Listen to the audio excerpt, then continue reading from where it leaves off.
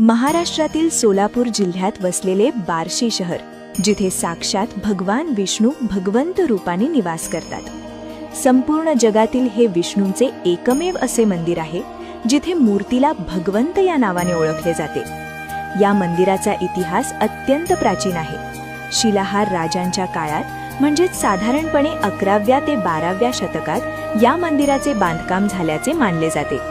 मंदिराची वास्तुकला हेमाळपंथी शैलीतील असून येथील कोरीव काम आणि खांब आजही त्या काळातील वैभवाची साक्ष देतात। पौराणिक कथेनुसार भगवान विष्णूंचे परम भक्त राजा अंबरीश यांच्यासाठी स्वतः भगवंताने येथे वास्तव्य केले।